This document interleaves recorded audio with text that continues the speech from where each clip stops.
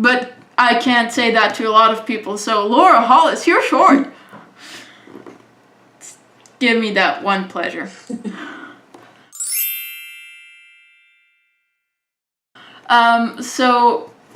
So she's changed. She's no longer the White Knight. She now has been supposedly tainted, which I guess happens to actually a lot of university freshmen. Oh, totally. It's the first fire dip. Mm-hmm.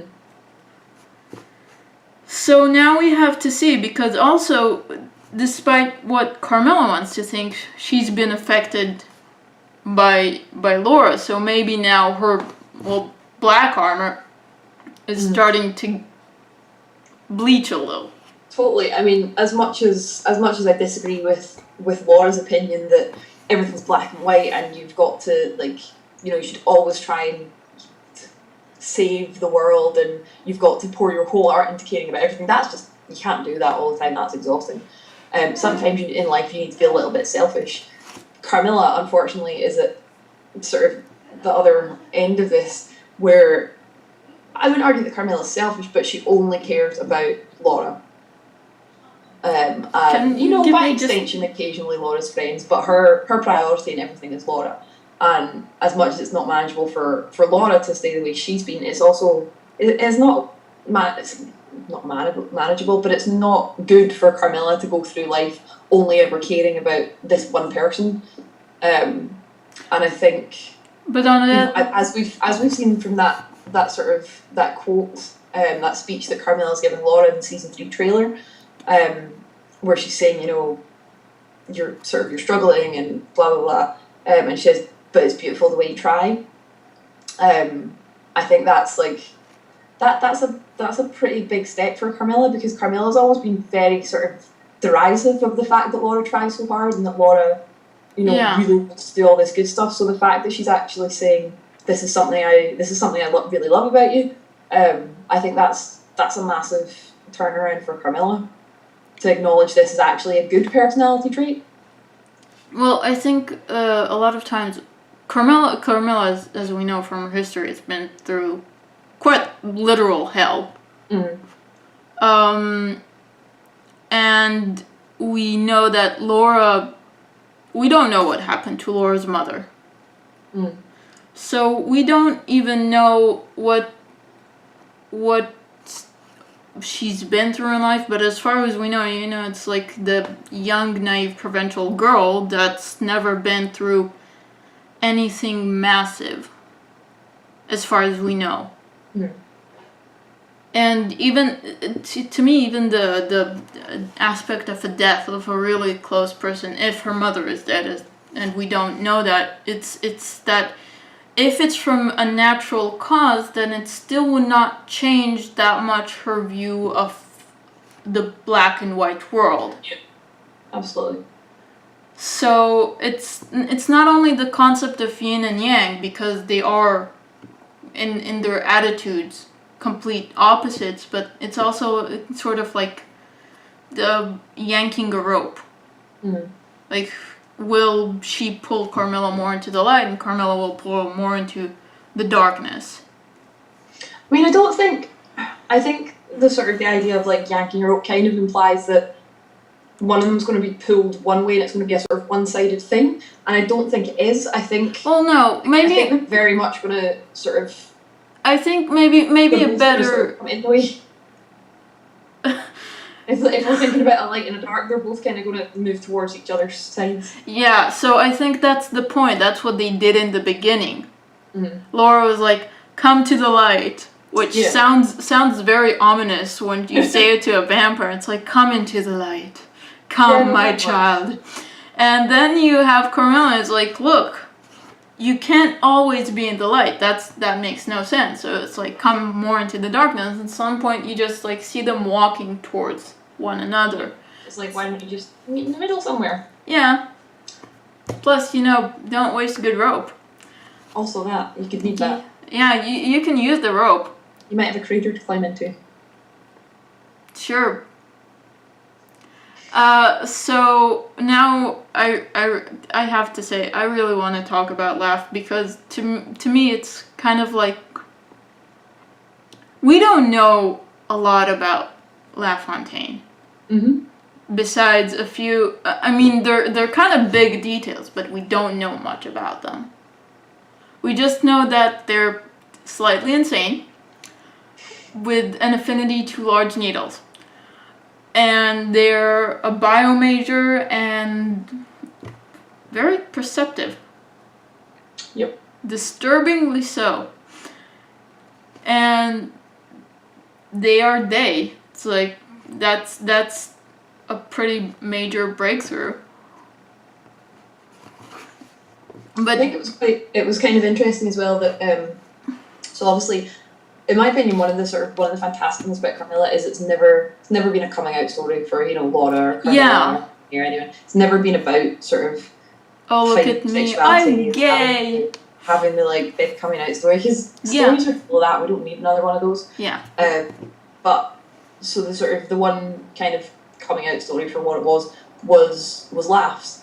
And it wasn't a sexuality story, because we don't know jack shit about Laugh's sexuality. Exactly. But yeah, it was a nice sort of break from the norm that but also a break from the norm is the fact that a lot of times it's like, oh, look at me, I'm gay, and then it's like the best friend comes and hugs you, and then it's like only behind your back they're kind of starting to what's going on. But for Laugh, it's actually done in a form of an argument, mm-hmm. which is something I've never seen before, and I've seen a lot of things like this trying to be demonstrated to people, and it's like they literally come out during an argument, mm-hmm. but we still don't get any word for it on screen. Yep. So we don't know anything about anyone, actually. Like, I think I think we know the most about Carmilla, which is odd, because she's supposed to be the most mysterious. Like, mysterious. I guess the thing about Carmilla's backstory, though, is that it's been very, very intrinsically tied to the plot of season 1 and season 2. Yeah. So, you know, it's inevitable that we find out Carmilla's story, because she's so tied into the Dean, and the Dean's so tied into everything. And then, you know, the fact in season 2 then we get a glimpse of sort of her past in terms of Vordenberg and Maddie. It's because it's all very, very much like tied into the story. There's not a huge amount of time within either of the seasons for the sort of the exposition of somebody, you know, giving us their backstory, talking about when they were a kid and what they used to do and blah blah blah. So it very much in terms of just like timescale and how much screen time is there, how much time do they have to actually explain somebody's story. It's kind of got to be relevant to the plot the whole time. Obviously, because it's everything in film is time and money and like how relevant it is. Because I don't need to know that someone grew up near an ocean in California if they don't show them like going out and swimming and saving someone or something like that. I don't find it relevant. I don't care. But the point is that despite the fact that Carmilla is the supposedly dark, broody character, and we still know the most about her, because it's actually a story about how history comes and bites her in the ass constantly. Sometimes literally, I assume. I don't know. Some vampires attack weird. It's got big teeth. Yeah. Maybe it's the giant needle. She fell on it. Minimally invasive probing. Just blood and hair samples. And if you can get a cotton swab with spit, that would be amazing. All helps. All helps. Like, what happened to the giant needle? What happened to it? Okay. At some point, the last shot of the season would just be a giant needle on the Sumerian tomb. It's like just zooming out. And it's filled with blood. Obviously. Obviously. Or viscous brain fluid. Obviously. We're giving you ideas for free. I know. We want credit. All the good shit. Yeah. This time it's not for me. Wait, you have cats? I do. Why the fuck do I hear barking? My window's open. Oh. I thought your cats are just, mutants. Very special cats. I mean, you do study mutation, so this is the first cat dog. I was inspired by. I love a cat dog. I was inspired by a cartoon. We just assume we just established that we don't know jack shit about any character. Now I want to see Laura just the big bad. Suddenly it's like, haha, it's been me all along. I am here to destroy Silas University. And suddenly she has a really thick Austrian accent because obviously what other reason you have to go to a university in Austria? It's like, it's a university in Austria where they speak English. Something is not right here because I've rarely met German people or Austrian people who actually speak that well English. It's artistic license. Of course. I really love some of the theories that sort of this is like Carmilla playing the videos back, from the future, or that it's like, it's somebody going back over them and like watching things. It's very, very sad, and it makes me have emotions. But it's a very fun theory. I quite like that. Well, maybe it's like Laura's grandchildren seeing this. How I Met Your Mother style. Yeah, but it won't actually be like that. Because maybe it's Laura's grandchildren on how she first met her first love, and then it's like why we have like Aunt Carmilla coming around. It's like how did she come into our life? Because Auntie Carmilla doesn't change. Auntie Carmilla doesn't age. Stuff like that. I would find then that Carmilla wasn't like. I don't know. Or maybe they found a cure to vampirism. Laugh's giant syringe finally did its job. They just like, look, I can cure you. Da-na-na-na-na. Good done. You can marry Laura and you won't die. Yay. I mean, you will die because aging. It's natural. And then you will be my manure. That's not at all creepy. I am not a psychopath. What are you? What do you think would actually be the final, like, not Chad, because that would be a bit too specific, but what do you think will end the story? And please don't say a blue French horn giving to Robin Scherbatsky because that was totally lame and I disagree with the concept. Although, yay, Canadians, I guess. I don't know. I mean, I know what I'd like to see. So what would you like to see? I would obviously like to see Laura and Carmilla kind of work things out and be at the point in their story where they can move forward together. I would like to see Perry unpossessed. Going back to baking brownies.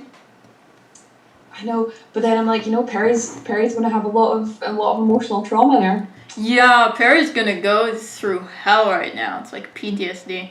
But maybe it will connect her to the more magical aspect of her. Like, yeah, that'd be pretty cool. I think I'd quite like to see something between Perry and Matty. I'm a total trash Paramount shipper. And I think Laugh and JP are like, they're quite suited to each other in terms of their sort of thirst for knowledge and. But I don't know how. But I think I'd just like to see them go on and like have adventures. Yeah, I don't know how much I want Laugh and JP's dynamic to change into more romantic concept. Oh no, like I'm not interested in it romantically, but I think they'd have badass adventures together. Yeah, so just like I kind of want them to go off and have adventures. That would be amazing, because like Laugh would do all the experiments and JP would like, don't put that in there, it will explode. And then Dean Thomas style, Laugh loses their eyebrows and it's like.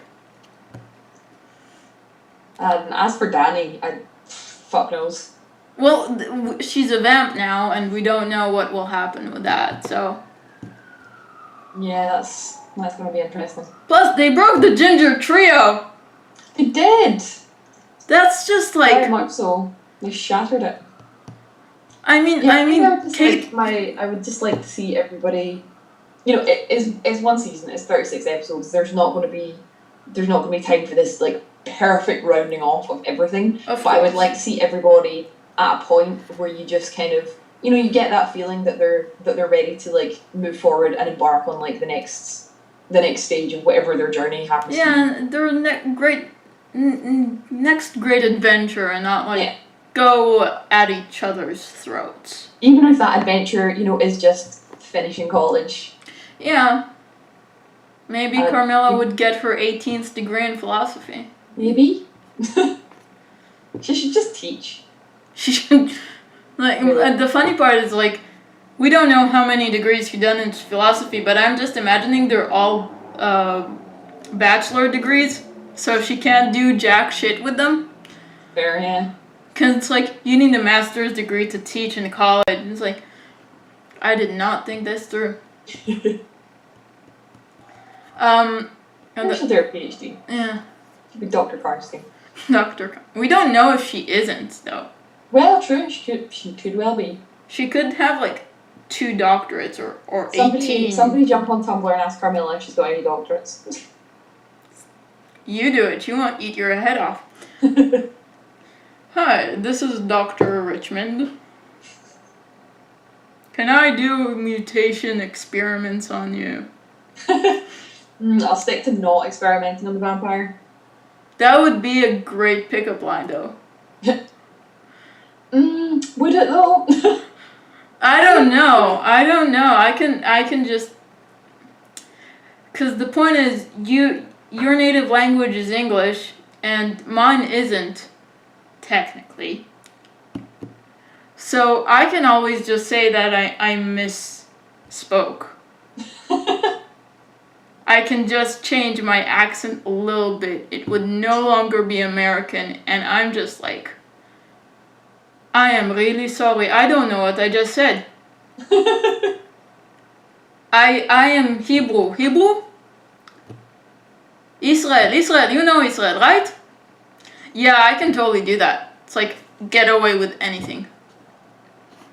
It works. As long as it's legal. Yeah. So we hope everyone will be ready to be happy.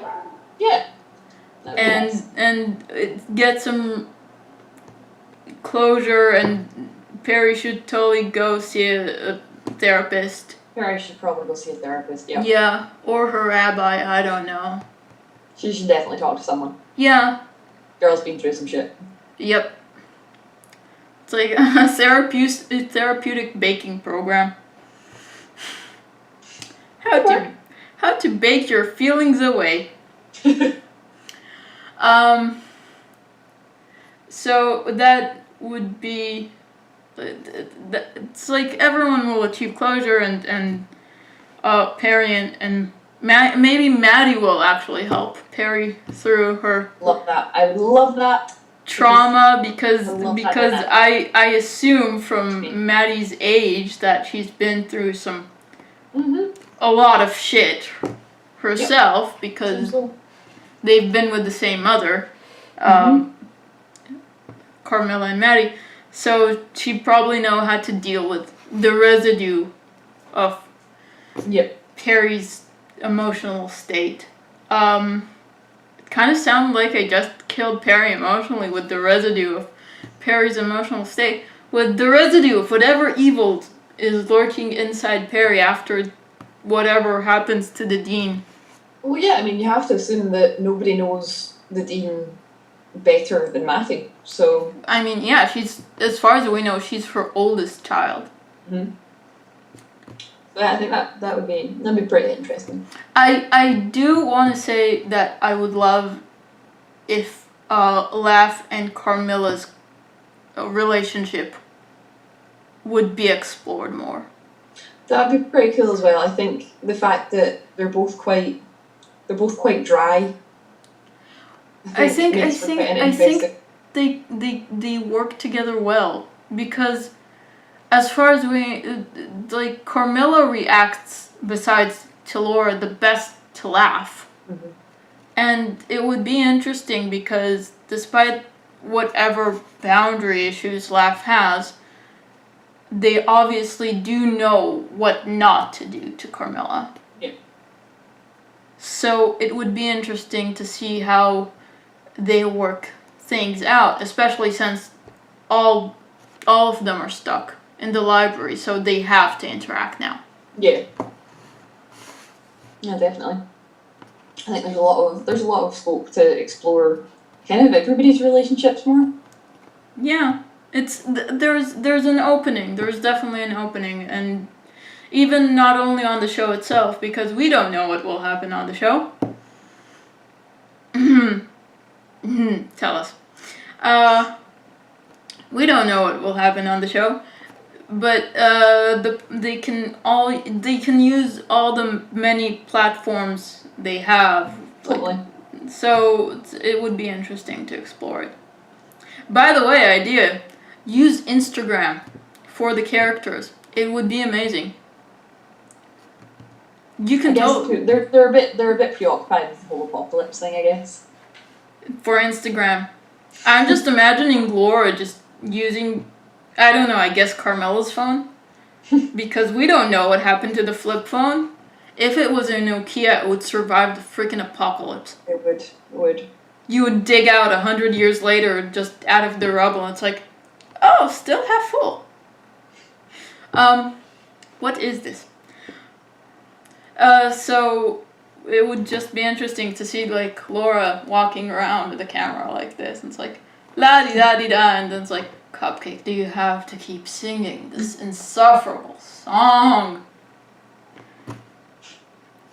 Oh, shut up, you grumpy vampire. I just sounded like a leprechaun. A little bit. A little bit. So, thank you so much for spending almost an hour with me talking about stupid shit. You're very welcome.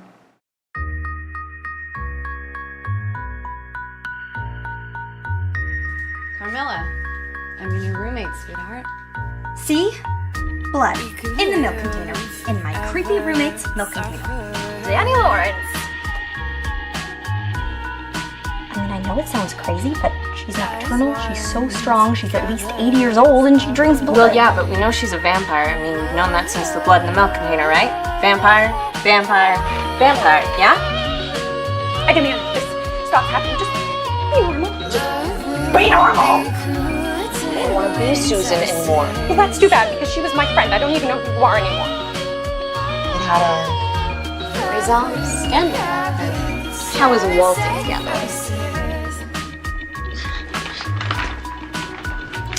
Partners were face to face, chest to chest, all of that. In 1698, it may as well have been sex. It's just that you were dead, and now you're not, and I know that you're probably through a lot of stuff in your mind. It's just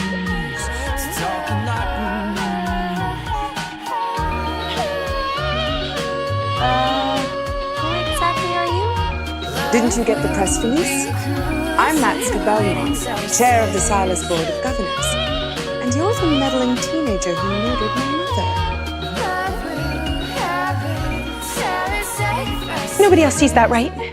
The naked vampire I killed last year is not standing behind me, right?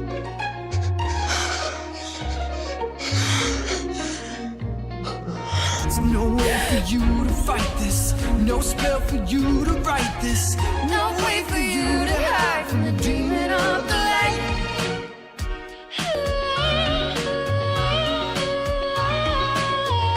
Love will have its seven sacrifices. Alright, back to science for me. Catch you later. Don't throw flying monkeys at people.